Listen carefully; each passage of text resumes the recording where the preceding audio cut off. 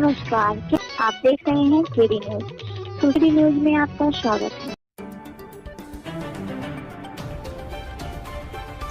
उत्तर प्रदेश की योगी सरकार 2017 से अगस्त 2024 तक अभी तक 207 एनकाउंटर करने से चर्चा में आ गए हैं।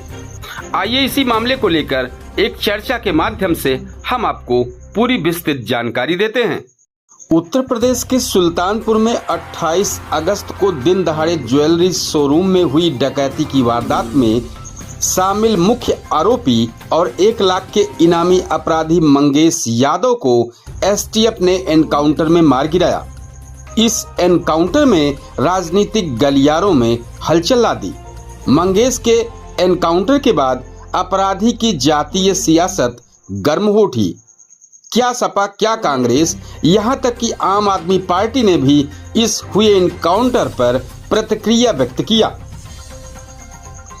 सपा चीफ अखिलेश यादव ने पुलिस के एनकाउंटर पर सवाल खड़े करते हुए कहा कि योगी सरकार में अपराधी की जात देखकर एनकाउंटर किए जाते हैं।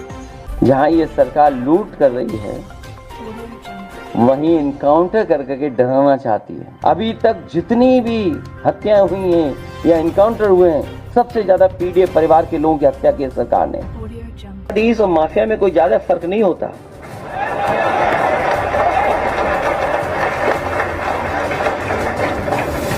झूठी कहानी पढ़ी जा रही है इनकाउंटर को लेकर।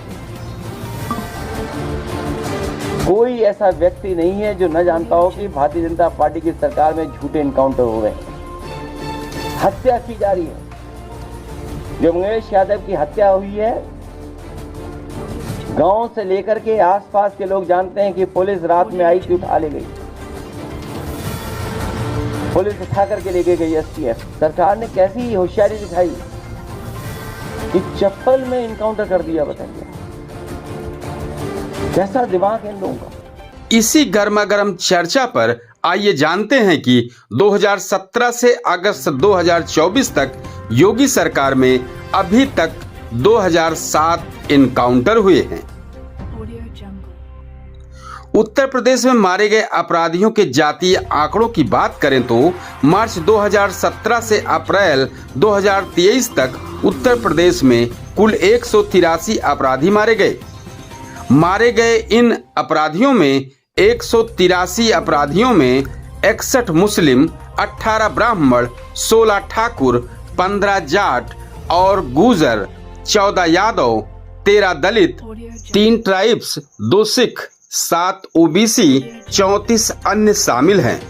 हम अभी इस पूरे मामले पर और अधिक जानकारी देंगे। पहले आइए इन सब के बीच जानते हैं कि आखिर कौन था मंगेश यादव, जिसको लेकर उत्तर प्रदेश में अपराधी की जात पर सियासत होने लगी। दरअसल बीते दिनों सुल्तानपुर के शहर कोतवाली में दिन दहाड़े एक ज्वेलरी शोरूम में घुसकर बदमाशों ने करोड़ों की डकैती को अंजाम दिया था, तो सवाल कानून व्यवस्था पर खड़े होने लगे थे। आनन फानन में अपराधियों की धरपकड़ शुरू हुई। घटना के 6 दिन बाद यानी 3 सितंबर को सुल्तानपुर पुलिस ने 3 अपराधियों को मुठभेड़ में घायल कर गिरफ्तार कर लिया। इन बदमाशों के नाम थे सचिन सिंह, पुष्पेंद्र सिंह और त्रिभुवन। इसके अगले दिन 4 सितंबर को इस वारदात को अंजाम देने वाले गैंग के एक अन्य आरोपी विपिन सिंह ने रायबरेली कोर्ट में सरेंडर कर दिया। फिर 6 सितंबर को यूपी एसटीएफ ने 1 लाख के इनामी मंगेश यादव को एनकाउंटर में ढेर कर दिया। फिलहाल सुल्तानपुर डकैती में शामिल 5 आरोपी गिरफ्तार किए जा चुके हैं। फरार चल रहे 9 आरोपियों में फुरकान, अरबाज, अंकित यादव, अजय यादव, अरविंद यादव, विनय शुक्ला, विवेक सिंह, अनूप प्रताप सिंह और दुर्गेश प्रताप सिंह पर 1-1 लाख का इनाम घोषित है। यूपी एसटीएफ ने एनकाउंटर को लेकर अपनी अलग नीति अपनाई है। दुर्दांत अपराधियों को ट्रैप में फंसाने की कोशिश होती है। अगर कोई अपराधी उकसाता है तो जवाबी कार्रवाई जोरदार होती है। दरअसल यूपी में अपना कार्यकाल शुरू करने के बाद सीएम योगी आदित्यनाथ ने अपराधियों को लेकर एक स्पष्ट नीति रखी। उन्होंने कहा कि अगर अपराध करेंगे तो मिट्टी में मिला दिए जाएंगे। अपराधी या तो जेल में रहेगा या फिर उसे भगवान से मेल करा दिया जाएगा। पार्टी किसी भी पार्टी का रहा हो, अपराधी भी हो, किस पार्टी का था, किस पार्टी का था, आप सारे अपराधियों को पालेंगे, उनको माल्यार्पण करेंगे और उसके बाद तमाशा बनाते हैं आप लोग। एक तरफ अपराधियों को प्रश्रय देंगे, उन्हें गले का हार बनाएंगे और दूसरी तरफ फिर दोषारोपण भी करेंगे। मैं उन्हीं पे आ रहा हूं, उन्हीं बातों पे चर्चा करने के लिए आ रहा हूं। हमारी पार्टी में आप बताइए किस पार्टी का सदस्य है, क्योंकि बहुजन समाज पार्टी से आपकी दोस्ती है, इसलिए बहुजन समाज पार्टी का नाम नहीं ले रहे आप। हम भी उन्हीं बातों पे कह रहे हैं। क्या ये सच नहीं कि जिस अतीक अहमद के खिलाफ पीड़ित परिवारों ने मुकदमा दर्ज कराया उसके परिवार के खिलाफ, वो समाजवादी पार्टी के द्वारा पोषित माफिया है और उसकी कमर को तोड़ने का काम हमारी सरकार ने किया है। और फिर वो क्या करना है, इसे इस माफिया को मिट्टी में मिला देंगे। सरकार किसी है, सरकार किसी है, कसरत में हो, ये माफिया है, इनको मिट्टी में मिला गलतफहमी दूर कर। अपराधी आप क्या है, ये चीजें नहीं है, अपराधी आप क्या है, नहीं सुनेंगे इनकी बात। ये तो आप जानते हैं, आपको बताना चाहिए था। ये तो अध्यक्ष महोदय, ये पेशेवर माफिया और अपराधियों के सरपरस्त हैं और ये लोग लगातार यही करते रहे हैं। इनके रग-रग में अपराध भरा हुआ है। अपराध के अलावा इन्होंने कुछ सीखा ही नहीं है।